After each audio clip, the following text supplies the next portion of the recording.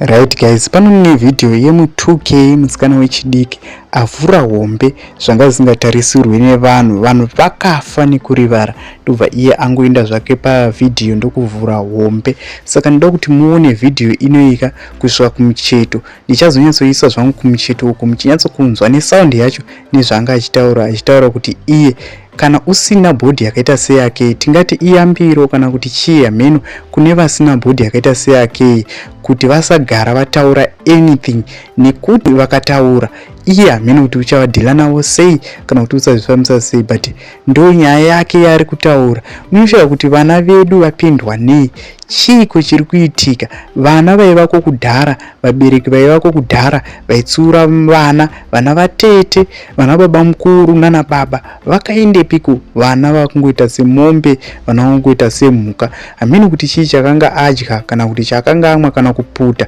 asi zvinhu zvatisingatarisiri pavanana vakaita sevava, especially kuzvitora mufananidzo uchidai chinhu chaitotyisa kudhara, chinhu chaiva chakaoma, chiri kutopfeka trouser chaiko, asiko zvino vakushinga kushama sezvizvi vana vachitaura mashoko vanenge vachitaura. Saka tisingapedzi nguva zvedu, ndichaisa video yacho kumucheto. Da kuisa video yacho kuti munyatsozvinzwira uye mutudzawo kuti munofungei nezvenyaya iyi. Kana uchiziva kuti iwewe une bhodhi yakaita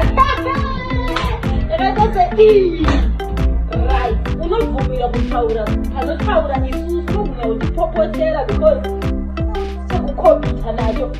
Once you know you've got nothing like this, you are not allowed to talk because you're too small. You're too small for me. You understand? You are too small. The moment you just know how to do what I'm doing.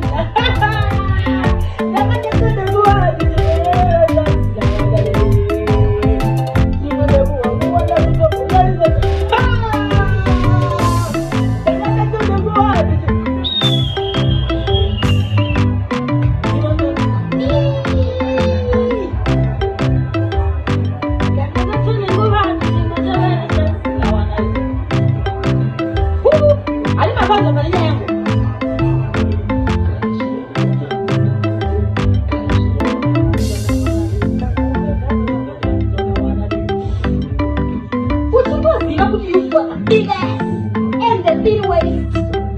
You are allowed to talk for the power ini, cannot poster ini, but you cannot see what you are like big as this. Zvakaoma, munoti wekudiko guys papa.